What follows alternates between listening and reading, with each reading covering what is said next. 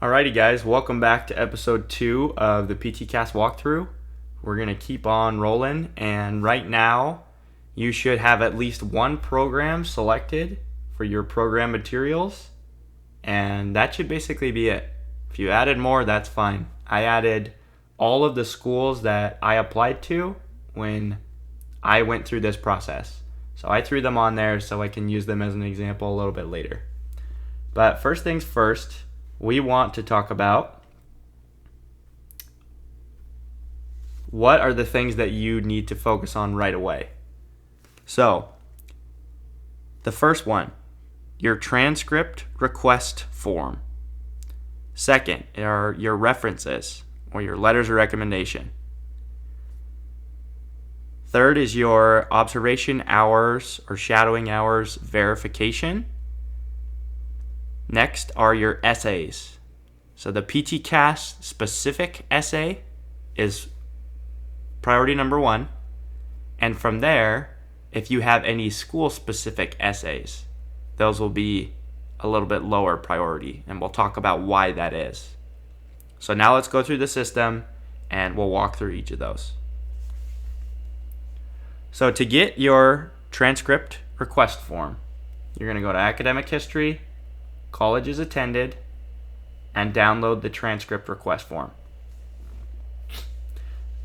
Now, the way that this gets kind of dicey is if you have a lot of institutions where you've gone and received college credit, whether that's you had dual enrollment in high school and you got credit from a community college, you transferred from another regular university to the current school that you're at, every school where you've obtained college credit, you need to have a transcript from that school verifying your credits. So what you'll do with these transcript forms is you'll go to the institution where you obtained that credit, you'll go to their registrar's office, and they will send off an official transcript to PTCAS. So that way, after you verify after you submit your grades and all the courses you've taken, they will verify that using their system and looking at your official transcript.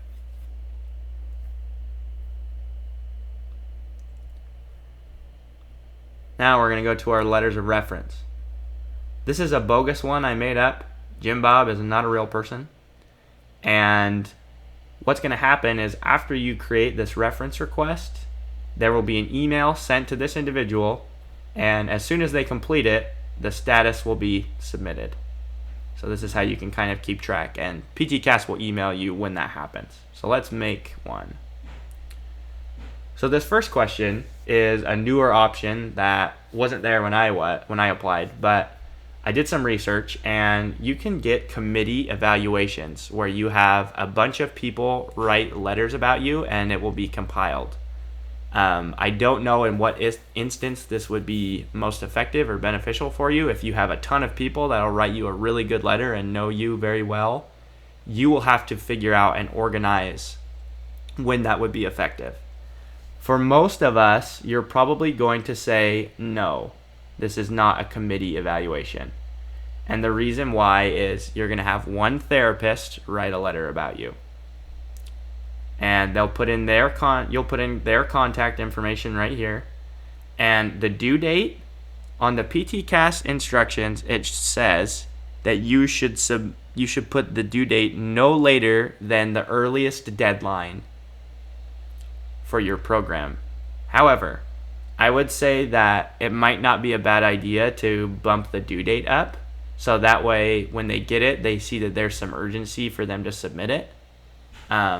But you can just put it as the due date for the submission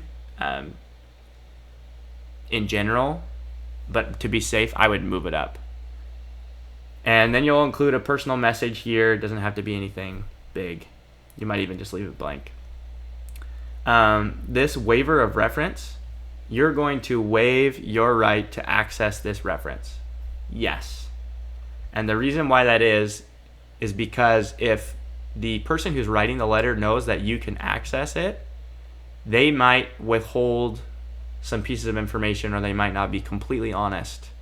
And so you want to waive that right, so that way it just shows that you're the person who's writing your letter is going to be completely honest. Now, you shouldn't have to worry about this because you've done everything you need to get a solid letter. You have a great relationship with whoever's writing that letter. But this is just a formality. And then you'll grant permission. So observation hours.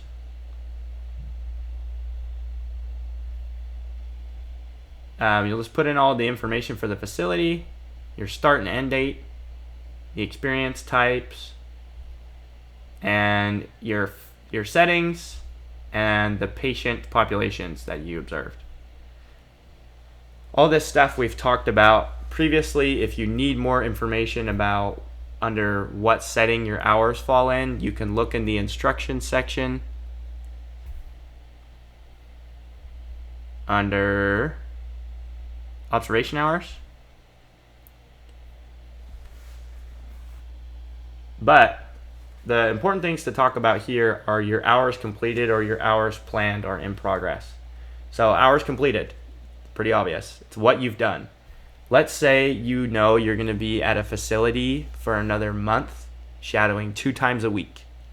And you want to include all of those hours, but you don't want to wait that long to actually submit your application. So you can put these in progress hours down, and those will be added to your cumulative total of hours. It might look a little dicey if you're saying I'm going to add 200 hours over the course of 2 months or whatever. You could do it, but the hours planned should be a smaller number. Maybe, 20, 25, 30, something like that. And coming down here, the PT observation hour submission type.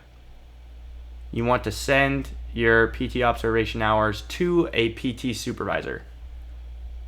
So it's a therapist who actually observed you being at this facility. Put their name and their contact info, and then you will send this request to them.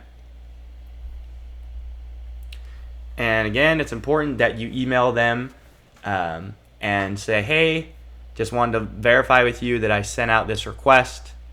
And for both this and the letter of reference, sometimes the PTCAS requests get stuck in people's junk or spam. And so you might need to share with them in the email, keep an eye out for this. It may be in your junk mail or your spam. Now, the essay.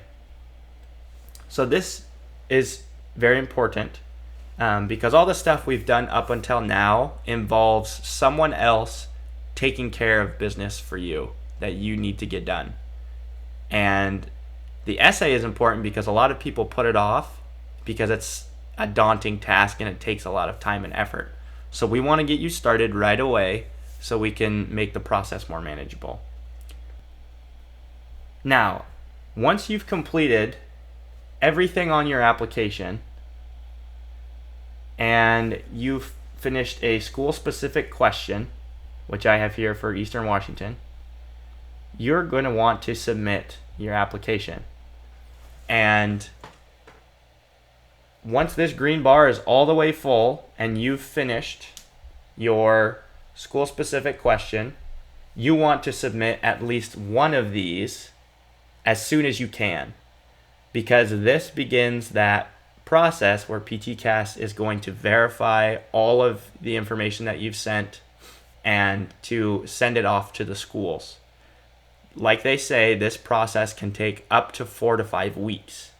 So you want to get this rolling as soon as possible, so that way if there's any discrepancies or issues, they can then be able to inform you about it and you can get it resolved, versus you're leaving things right up until the deadline and there's a mishap and then you miss the deadline and you may not be able to apply to schools that you really want to apply to.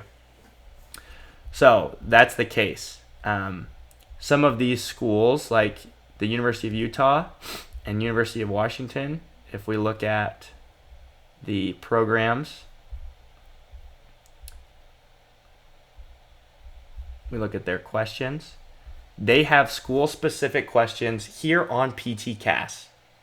Now, I know for a fact that Eastern Washington has school-specific questions on their individual website, their own Eastern Washington DPT website.